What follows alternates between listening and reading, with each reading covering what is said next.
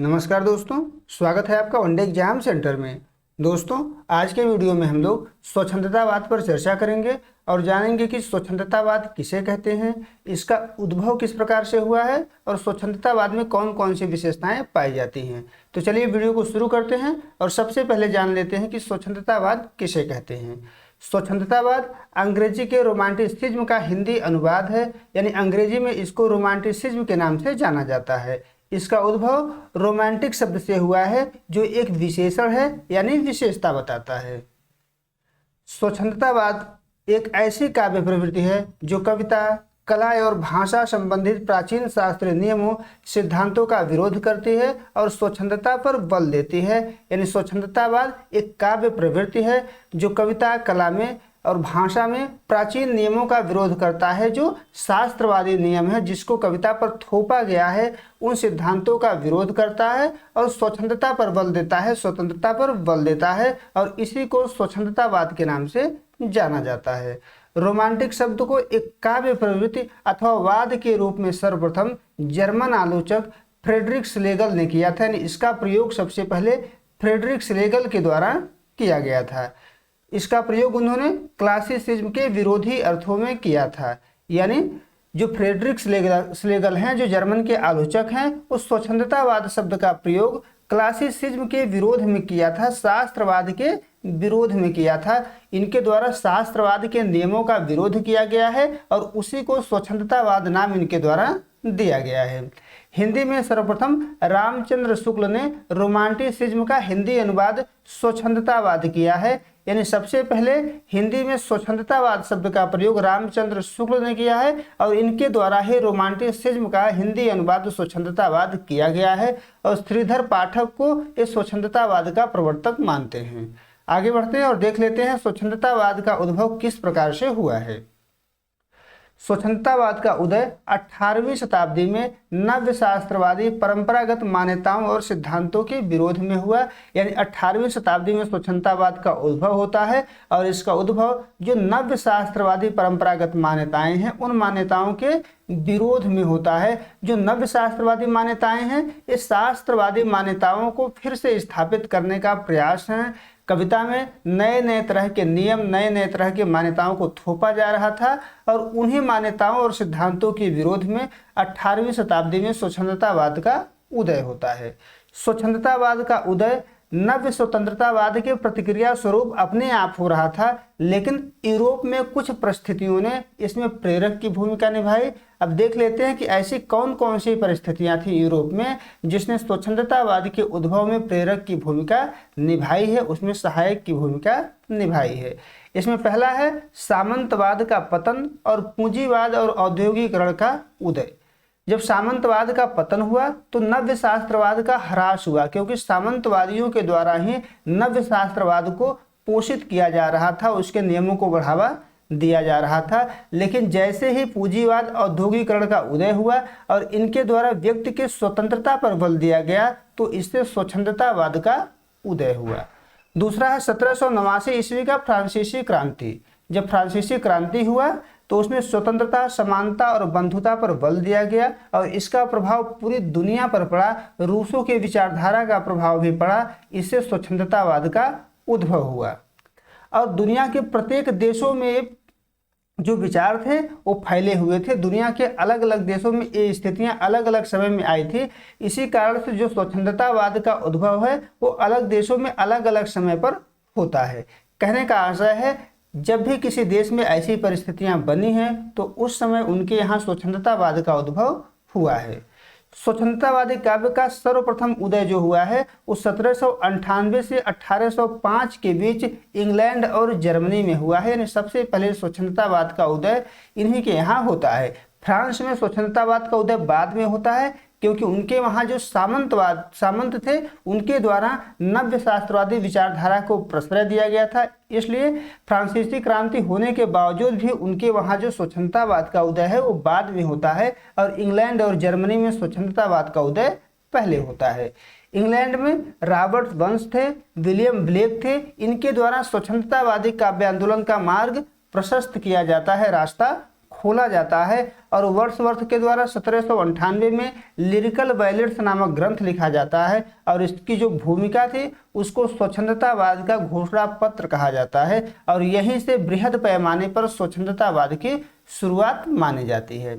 इसमें सर्वप्रथम नव्य शास्त्रवादी बंधनों को तोड़ा गया, यानी जो इनका लिरिकल बैलेट्स था इसकी भूमिका में सबसे पहले नव्य शास्त्रवादी जो बंधन थे, जो नियम थे, जो सिद्धांत थे उनको तोड़ा गया और काव्य के आधार को वैयक्तिक माना गया तथा भाषा संबंधित जो प्राचीन प्रतिमान थे उन प्रतिमानों को कृत्रिम कहकर तोड़ दिया गया कि ये जो प्रतिमान भाषा के संबंध में बनाए गए हैं, कविता के संबंध में जो नियम बनाए गए हैं, ये सभी कृत्रिम है, इनको नहीं रहना चाहिए। यानी सबसे पहली बार इस ग्रंथ में उसको तोड़ दिया गया और यहीं से स्वच्छंदतावादी काव्य का बड़े पैमाने पर लहर शुरू होता है, यहीं से उसका उद्भव होता है। अब कालरिज, वर्ड्सवर्थ के अलावा कालरिज हैं, शेली हैं, बायरन हैं, कीट्स हैं, सर वाल्टर स्कॉट हैं, ये सभी प्रमुख स्वच्छंदतावादी साहित्यकार हैं। आपसे परीक्षा में पूछा जा सकता है कि इसमें से कौन सा कवि या लेखक स्वच्छंदतावादी है, तो इनका नाम आपको याद रखना है। आगे बढ़ते हैं, अब देख लेते हैं कि स्वच्छंदतावाद में कौन कौन सी विशेषताएं पाई जाती हैं। तो स्वच्छंदतावाद की जो पहली विशेषता है वो है स्वतंत्र चेतना। स्वच्छंदतावादी कवियों के द्वारा स्वतंत्र चेतना रखा जाता है और स्वतंत्रता को प्रश्रय देते हैं और इसी कारण उनके द्वारा जो नव्य शास्त्रवादी नियम थे, जो नव्य शास्त्रवादी सिद्धांत थे, उनका विरोध किया जाता है, क्योंकि जब तक नियमों को नहीं तोड़ा जाएगा तब तक स्वच्छंदता का उद्गम नहीं होगा। और वो सभी प्रकार के नियम और समाज से भी स्वतंत्र होना चाहते थे, यानी वह नियम से, समाज से, धर्म से, सभी प्रकार के रूढ़ियों से स्वतंत्र होना चाहते थे। स्वतंत्रता को बढ़ावा इनके द्वारा दिया जाता है। दूसरा जो इसका विशेषता है वो है वैयक्तिकता, यानी स्वच्छंदतावाद जो है व्यक्ति के निजी अनुभूति को महत्व देता है। इसी कारण जो व्यक्ति है वो कविता में अपने निजी अनुभूति को व्यक्त करता है। जो कवि होता है वो अपने व्यक्तिगत जीवन के प्रेम को, अर्थ को और काम को, इसकी सफलता और असफलता को व्यक्त करता है और अपनी निराशा और वेदना की भी अभिव्यक्ति इसके माध्यम से करता है। यानी जो कवि है यदि अपने जीवन में प्रेम में असफल होता है तो उसके निराशा का, उसकी वेदना का अभिव्यक्ति अपने कविता के माध्यम से करता है, क्योंकि उनके द्वारा निजी अनुभूति को महत्व दिया जाता है। यानी वह अपने जीवन का जो सुख दुख है, जो आशा निराशा है, उसी को अपनी रचना में व्यक्त करता है। आगे बढ़ते हैं, अगली जो विशेषता है वो है प्रकृति प्रेम। यानी स्वच्छंदतावादी कवियों ने प्रकृति के प्रांगण में मुक्त विहार किया है। प्रकृति चित्रण इनके द्वारा अपने काव्य में किया गया है। इसका कारण यह है कि प्रकृति उन्हें अधिक स्वच्छंद दिखाई देती है, क्योंकि जिस समय ये रचना शुरू किए थे समाज उतना स्वच्छंद नहीं था जितना स्वच्छंद प्रकृति इनको दिखाई देता है। इसी कारण ये प्रकृति की तरफ उन्मुख होते हैं और इनके द्वारा प्रकृति को सचेतन सत्ता के रूप में देखा गया है। प्रकृति जो है एक सचेतन सत्ता का रूप है। प्रकृति के प्रत्येक रूप का चित्रण इनके द्वारा अपनी कविताओं में किया गया है। बादल का चित्रण किया गया है, वर्षा का चित्रण किया गया है, वसंत का चित्रण किया गया है, शरद का चित्रण किया गया है, संध्या का चित्रण किया गया है। यानी प्रकृति के प्रत्येक स्वरूप का चित्रण स्वच्छंदतावादी कवियों के द्वारा अपने काव्य में किया गया है। आगे बढ़ते हैं, अगली जो विशेषता है वो है जिज्ञासा, यानी जान लेने की इच्छा। जो स्वच्छंदतावादी कवि है वह अत्यंत जिज्ञासु कवि है। वह दुनिया का प्रत्येक कुछ यानी सब कुछ जान लेना चाहता है। जो स्वच्छंदतावादी कवि है वो पहले तो दिए गए सत्य का विरोध करता है। जो नियम पहले से हैं उन नियमों का विरोध इनके द्वारा किया जाता है। फिर अपनी जिज्ञासा के कारण नए सत्य को जानना चाहता है, नए नियमों को स्थापित करना चाहता है और तरह तरह की चीज़ों को जानने का प्रयास करता है। यानी जिज्ञासा भी स्वच्छंदतावाद की एक प्रमुख विशेषता है। अगली विशेषता है काल्पनिकता, और एक काल्पनिकता जो विशेषता है जिज्ञासा से ही निकला हुआ है। यानी तरह तरह के चीज़ों को जानने के लिए कवि तरह तरह की कल्पनाओं का सहारा लेता है। अब ये जो कल्पना होता है वो स्वच्छंदतावाद का प्राण तत्व है। स्वच्छंदतावादी स्वतंत्रता की चाह रखता है और जब उसे वास्तविक जगत में स्वतंत्रता नहीं मिलता तो उसकी कल्पना करता है। स्वतंत्रता की कल्पना उसके द्वारा किया जाता है और कल्पना करके वह अलग दुनिया का ही निर्माण कर लेता है, अलग लोक का निर्माण करता है, अतीत की कल्पना करता है। और जो बहुत ज़्यादा कल्पना करने लगता है तो रहस्यवादी भी बन जाता है। यानी कविता में रहस्यवाद भी उनके आ जाता है। यानी काल्पनिकता भी स्वच्छंदतावाद की एक प्रमुख विशेषता है। अगली विशेषता है भावुकता।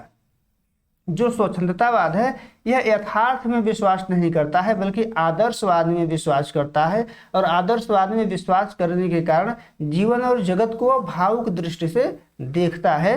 किसी वस्तु को देखने पर उसके भीतर एक प्रेरणा उत्पन्न होती है और यह प्रेरणा अत्यंत भावुक होती है और उसी का वर्णन उसके द्वारा अपने साहित्य में किया जाता है। वर्ड्सवर्थ ने कहा है कि कविता जो है वह प्रबल भावों का सहज उच्छलन है, यानी हमारे भीतर जो प्रबल भाव होते हैं वह अनायास कविता के रूप में बाहर आ जाते हैं, ऐसा वर्ड्सवर्थ का मानना। यानी भावुकता जो है स्वच्छंदतावाद की एक प्रमुख विशेषता है।